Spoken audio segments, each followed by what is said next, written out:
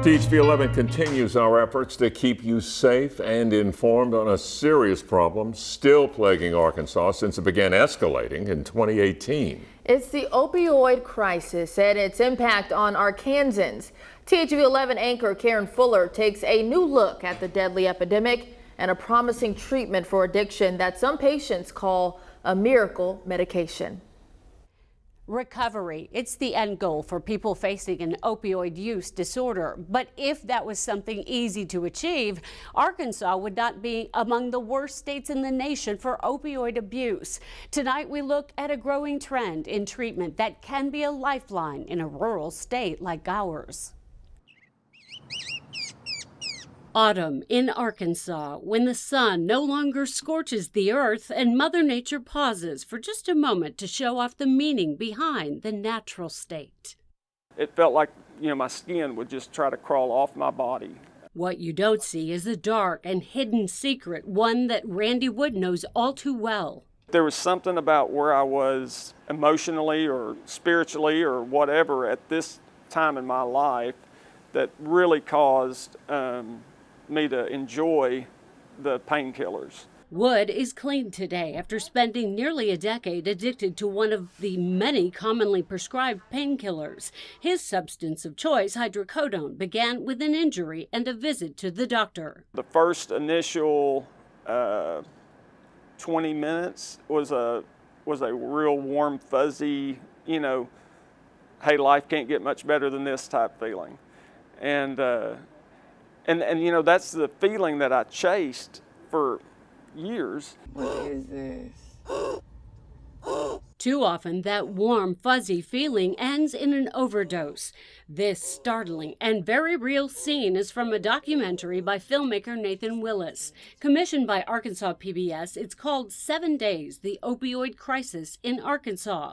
Willis says he shot all of the footage in June of 2021, traveling the state to the front lines of the opioid crisis.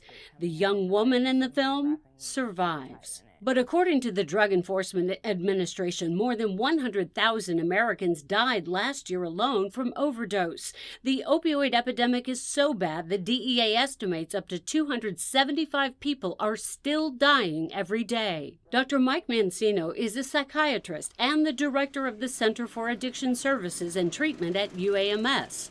He's also in the film and explains where the title for it comes from. There's evidence that a prescription for as short as 7 days will increase the likelihood significantly that the person is still on opiates in a year.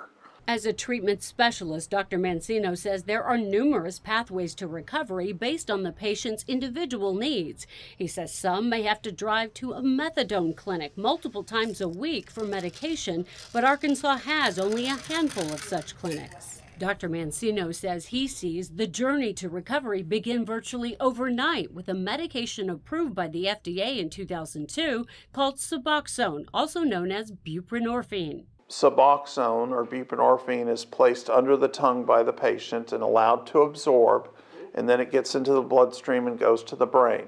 And it opens the receptor part way and keeps the patient from having withdrawal and keeps the patient, more importantly, from having craving. According to the National Institute on Drug Abuse, when buprenorphine is combined with behavioral therapy, relapse rates plummet. Buprenorphine can trick the brain into thinking it's getting the old opiate of choice without the euphoric high, meaning a patient can go from the haze of addiction to clear-headed and without the horrific withdrawal symptoms that can be so excruciating people are in essence forced to relapse. The patient will tell you, I feel like I'm going to die, I think I'm going to die, and I wish I were dead. That's how bad it feels to them. Right? That's why they want to avoid it at all costs. Randy Wood says he did relapse several times before an acquaintance told him about buprenorphine and the medication-assisted treatment at UAMS. It's the reason he's willing to share his journey with the hope that someone else will be inspired to take the same leap of faith. What I can remember is after about a week's time, thinking, I'm free. I am literally free from having to go chase down more hydrocodone. Suboxone, or buprenorphine, does require a special waiver by the DEA to prescribe it. If you'd like to find the nearest provider or learn more about buprenorphine medication-assisted treatment, we'll post the information you need on our website, thv11.com. Karen Fuller, THV11 News.